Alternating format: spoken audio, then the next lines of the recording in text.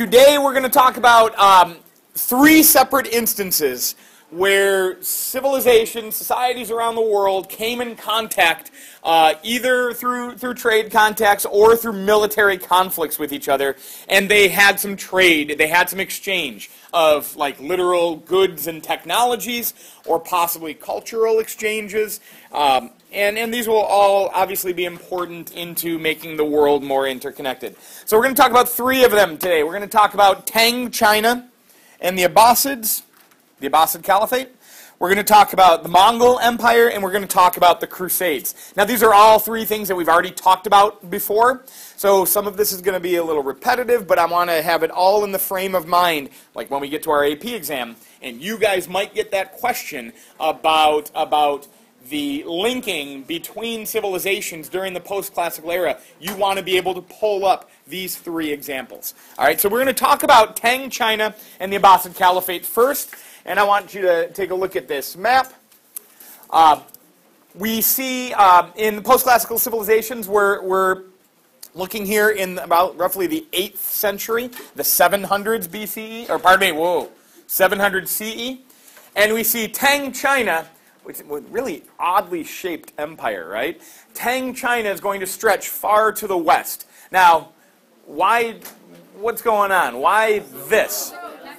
Okay, so it's following the long-established Silk Roads, all right? You've got to the south here and to the north some, like, more inhospitable territory. Like, to the south, you've got some mountains. Far to the south, you've got some mountains that are a little bit harder to control. And in the north, you've got the Central Asian steppe and the nomadic peoples of the Central Asian steppe. So Tang China is going to push far to the west on these Silk Road routes at the exact same time that the Abbasid Caliphate is pushing farther to the east. All right? We remember the Abbasid Caliphate. The first caliphate was the Umayyads. They're going to be in business from around 650 to around 750. And then we've got the Abbasid Caliphate coming in afterwards. The Abbasids, we remember that they are far more open to allowing non-Arabs to have an important role within their caliphate. Excuse me? Not the dhimmi. The dhimmi people are the people of the book. Those are the Christians and the Jews. They're not going to get an important political role because they're Muslims. But it was the Umayyads who were the original caliphate who said, hey, if you have any important role, you've got to be not only Muslim, obviously, but you've got to be an Arab like we are. As the Umayyad Caliphate grew and encompassed Dar al-Islam, this house of Islam that spanned from Arabia all the way across North Africa, hopping into Spain, across Persia, and getting their way into northern India, it was recognized that there were far more people in the Islamic Caliphate that were not Arabs than there were Arabs. And so one of the weaknesses of the Umayyads was not allowing those probably, many of them very talented people, to have a role. And so that's where a lot of the frustration with the Umayyad come from, and one of the reasons that the Abbasid Caliphate will come in. So as the Abbasid Caliphate pushes itself further to the east, we see, because it's kind of weird when you think of Middle East and you think of China, you kind of think of them as very far from each other. But actually, we're going to have some contact between the Abbasid Caliphate world, the Islamic world here, and Tang China. And they will meet in the year 751 in a battle known as the Battle of Talas, T-A-L-A-S, the Battle of Talas, where Muslim armies of the Abbasid Caliphate will meet Chinese armies of the Tang dynasty. How do you spell Talas again? How do I spell Talas? T-A-L-A-S. In 751. So Muslim armies are meeting the armies of Tang China.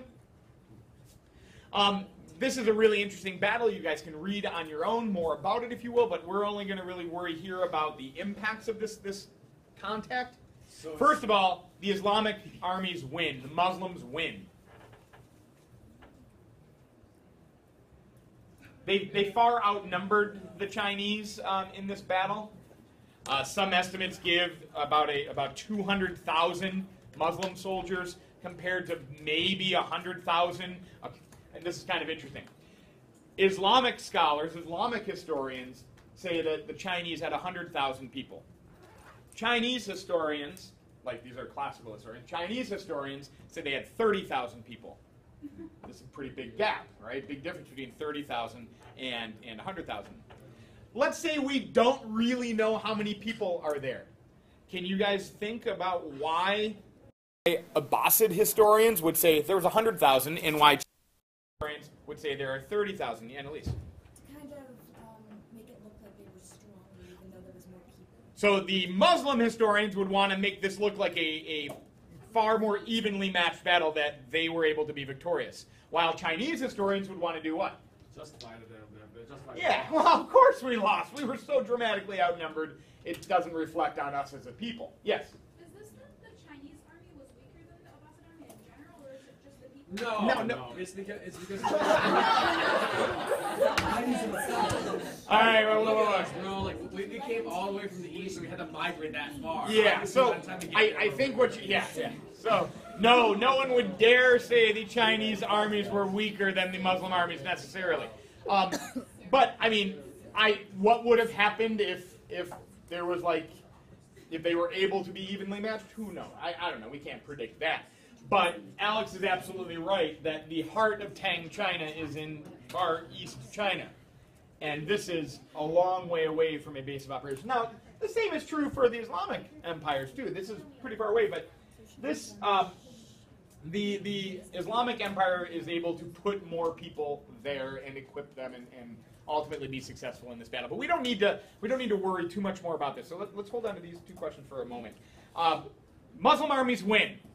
So, yay! What does that result in? It results in Tang China not going further. That's it. Much like the battle right around the same time in the year 732, the Islamic Caliphate out of Spain, out of the Islamic Iberian, or we could call that Al-Andalus, Islamic armies have driven themselves out of the Iberian Peninsula across the mountains connecting into France and have now waged in the year 732. You're not writing this, you're just listening. In the year 732, they go to battle against the Frankish army led by a guy named Charles Martel. You remember this? The Battle of, did anyone recall? Poitiers, or the Battle of Tours. So in that case, because we like these comparisons, in that case, you've got Islamic armies who are being defeated by Frankish armies. Does that mean the French are stronger? Well, no, you've got Islamic armies that are far away now from their base of operations. And you're having a more so defensive Frankish fight, right? And so these battles happen at very much the same time with opposite outcomes for Muslims. What do we care? The Battle of Tours or the Battle of Poitiers means the Islamic Caliphate never stretched into France. It stayed in the Iberian.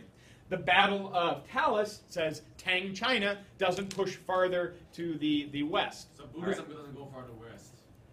Buddhism is not going to make it further to the west. No, but this is, thank you for the segue here. What does happen with the victorious power, or the victory at the Battle of Talus by Muslims, you're going to end up with, now I'm zooming in on this map, you're going to end up with a Central Asia. These are the countries of Central Asia. Kazakhstan and Uzbekistan and Turkmenistan and Kyrgyzstan. You're going to end up with a Central Asia that is largely today Muslim. All right? So most people that live in this part of the world are Muslim. And that's going to have some important connections to later world. Where the Soviet Union, for example, which will eventually take over much of this part of the world, they're going to have to now deal with a different religion within their largely Russian and Christian Orthodox, before the Soviet Union, population. So that's that. We also have a lot of technological transfers that are going to make their way from east to west due to this context. We've already talked about some of this. But paper making in China.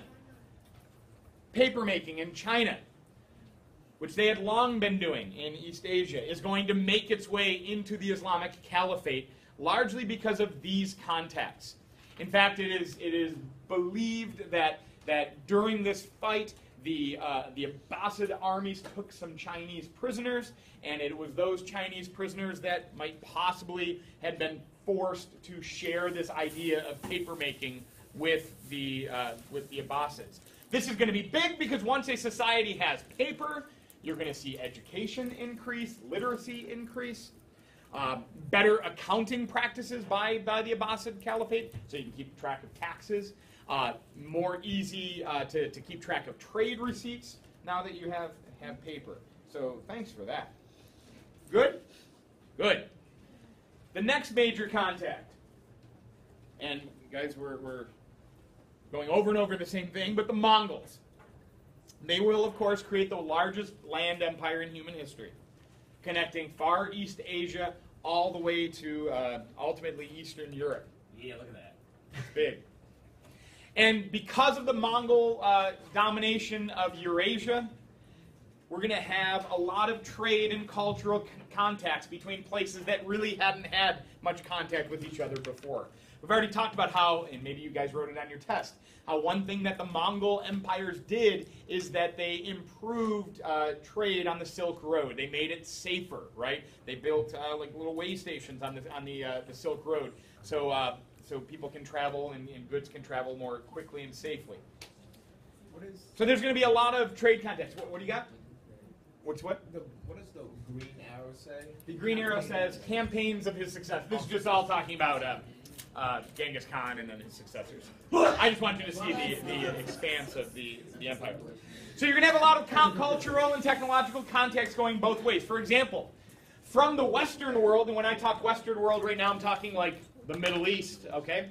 From the West, we're going to have things out of the Islamic Caliphate like math, advanced mathematics, like algebra, which is an Islamic development, making its way to the East. Yes, we're very excited about that. Don't mention algebra. And advanced astronomy. Muslim astronomers had some of the best grasp of what was going on in the skies above them compared to any people around the globe. So that knowledge is going to make its way to the East. And as you guys were reading Genghis Khan, Maker of the Modern World, has anybody gotten to the point where Genghis Khan is like really fond of these scholars from around the world and bringing them to? No, you're going to get there. It's going to be very exciting for you. I think this guy called Timur, yeah, in Samarkand over there. Samarkand, yeah. Yeah, he went after he conquered Samarkand. He also said that he took like good artisans and good artists back to Samarkand to improve his city, and then that's how it relates to that. Excellent, thank you. There's also going to be improved cartography. Now, this is not a map of the age, but I just want to kind of get home the point of you're going to have cartographers, map makers of the Middle East, who are going to connect with cartographers of East Asia. And they will be able to combine their work into the best maps that the world had seen, at least of the Eastern world, to this point. So a later traveler in the early 15th century, early 1400s, a guy named Zheng He, Z-H-E-N-G. We've already briefly mentioned him. Zheng He, Z-H-E-N-G, space, H-E. Zheng He, he was that Chinese, like, giant, and he's like 6'5", Muslim, he was Chinese Muslim, eunuch, explorer, who traveled as far as any Chinese explorer had ever done, making his way from the east coast of Asia all the way through, well, what would he go through right here? Malacca. The Straits of Malacca, very good. Into South Asia, into the Arabian Peninsula, into the what coast? Swahili coast. So the travels of Zheng He are going to be aided because the Mongols brought Arab cartographers with Asian cartographers, gave him better maps, and it's going to make his travels much easier. Yes? Yes, yeah, the treasure, we used that picture the other day, the treasure ships of the Ming Dynasty, that was his. All right, so we've got that. In addition to better traveling on the open seas because of the better maps, we are going to have gunpowder making its way from China to the Western world. We're going to have gunpowder making its way. So here are some people of the Arabian world or Arabic world or the Islamic world who are tinkering around with rockets. And so that's going to be brought in from China. Oh, wow. What's that? They could have made like... I can't hear that. What's that? Oh, you can read that. Awesome. What's it say? Okay, I can kind of read it. It says which means like kind of like the writings. Okay. I can't read it because like the handwriting is just old. Yeah.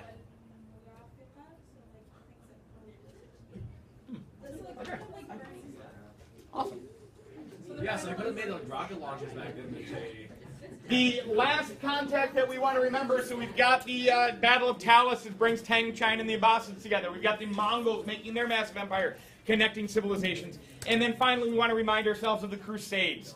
These were those religiously inspired wars that began in the year 1095. You don't need to memorize that year, but just remember around the year 1100 they would begin. The goal was to reconquer for the Christian world the holy lands of Christianity, like Jerusalem. Over the long haul, the Crusades were not successful. For only a brief time did Christian armies regain control of Jerusalem, but they would not hold on to it for the long haul.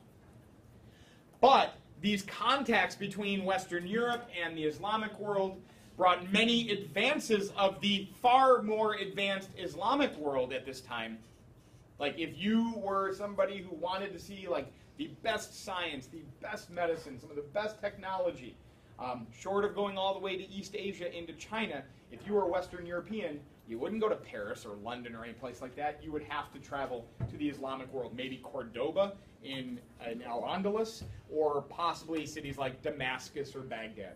So the Crusades are going to bring Western Europeans to the Middle East, and there's going to be a ton of contacts between these, and largely advances of the Islamic world will make their way to the Western European world. Nothing much goes the other way. There aren't a lot of like Muslim contacts. One, they're not in Western Europe, all right? But there's not a lot of Muslim contacts like seeing what the Crusaders are bringing in and saying, yeah, that's better than what we're doing, so we'll do it like that. This is really a one-way transfer. Let me throw at you a few things, and then we'll go to lunch. You've got improvements in science and medicine that will make their way from the Middle East to Western Europe. Crusaders will learn how to make better swords out of better steel, known as Damascus steel.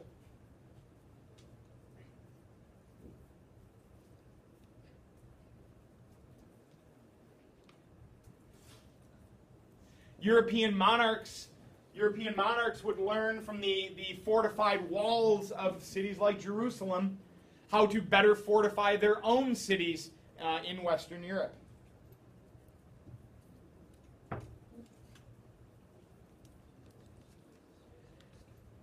This is where Western Europe will come in contact with Arabic numerals. I've already mentioned this, I believe, right? And Arabic numerals, now, of course, this is a myth. Like the numbers that the Arabs were using were largely based on earlier Hindu mathematicians, but the Arabic numerals that the European world comes in contact with eventually evolves into the numbers that we recognize today. This is going to allow for more advanced mathematics. This is going to allow for better record keeping, especially improvements in trade, because you can do better job tracking receipts and such. So what was the numeric system before before the Arabic came in contact? Well, if you were Western Europe, you were probably using Roman numerals. So you were using III, IV, XXX, W. No, there's no W. M. That one fell upside down. It was an M. Oh, so like they couldn't. What was the issue with Roman numerals? Why couldn't you do multiple? Yeah, I don't know that there's zero. I don't know enough about the history of numbers to tell you that, but we can look at it maybe after lunch, and we'll talk about why that might be easier to use our traditional numbers. All right, hey, let me give you a couple more things, and we're going to get out of here. Chess!